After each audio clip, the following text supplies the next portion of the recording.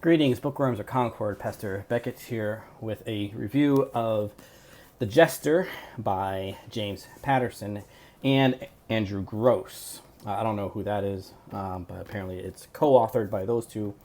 So I'll just get right to it. An innkeeper named Hugh joins the First Crusade. So this is a historical fiction.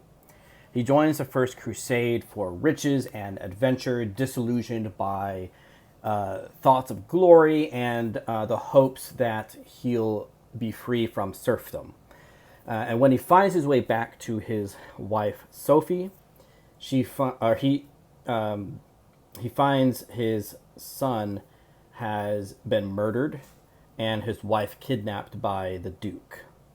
This is not a spoiler because it's literally in the synopsis, and I don't consider anything in the synopsis to be a spoiler.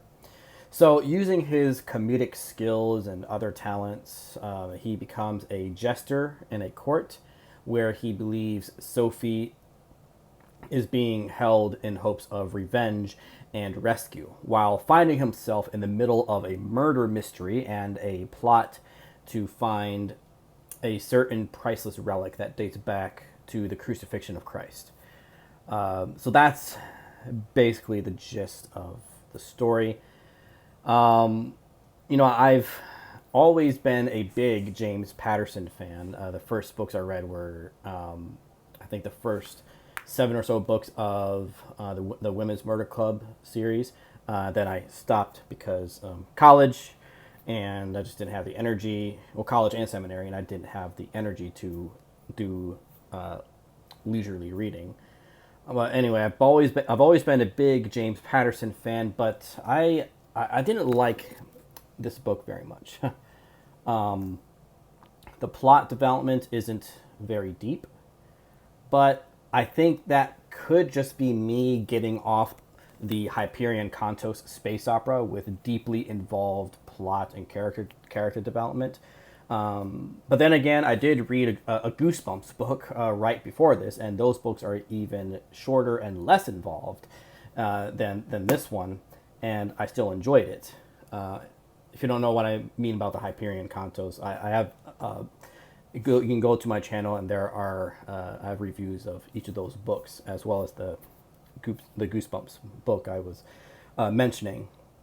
But it's just something about this book that didn't sit right with me, and I'm not sure what it is. It's just maybe it really is just a low after coming off the high of a space opera. One, in my opinion, one of the best science fiction books series ever written. Again, the Hyperion Cantos. And although I understand that truths have to be bent when telling any historical fiction, I'm completely fine with that. Maybe it's because this book plays like a cheaply made medieval war movie with a lot of historical inaccuracies and anachronistic idioms to the point that it's not even believable. And unimaginative tropes like the insignificant little guy rising to victory against all odds. It's too many Deus Ex Machinas for my liking. One Deus Ex Machina is enough. Two, maybe, but there is multiple Deus Ex Machinas. It's more than necessary. And the romance in the book didn't sit right with me either. Because while the protagonist, Hugh, is searching for his captured wife, he already begins growing romantic feelings for a woman. And their feelings toward each other grow really fast, and it just doesn't sit right with me, because you think that a guy who's so hell-bent on revenge and to get his wife back wouldn't even think about having feelings for another woman while he's searching for his kidnapped wife, right? But it happens. And I like Hugh as a character, but that just puts a stain on his character for me. It just felt like Patterson wanted to have sex scenes just for the sake of having sex scenes, which I always find irrelevant to the narrative, no matter how good the book or movie is. You can write a great book and movie without sex scenes. Just ask J.R.R. Tolkien and C.S. Lewis and Harper Lee. Sex scenes only pander to our most debased thoughts and desires and serve no greater purpose.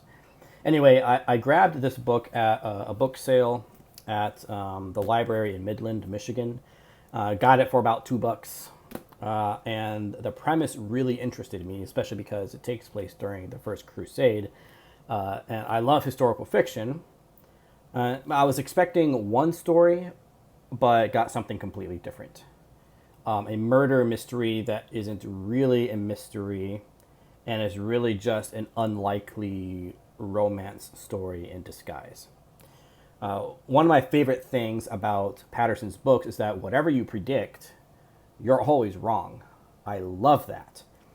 But the unexpected story I got here was not that. Besides the fact that I actually made some correct predictions, which I've never accomplished in any James Patterson book, so that says a lot. It's like it promised to be one thing, but turned out to be something else. There are still some elements of the story that I enjoyed, but overall it was just disappointing. Mostly because the whole enjoyment of a mystery is the whodunit aspect of it. But before you're even halfway through the book, you already know who did it. And that just ruined the experience, the joy of the adventure for me. Definitely not one of his best works. I'm not in a place where I can recommend it or not recommend it to you. Feel free to read it yourself. You might like it more than I did. I will say, though, I really did like the ending, all things considered. That was at least satisfying. But that's all from me for now. Thank you for watching. Enjoy your reading, and God bless your day. I will see you next time.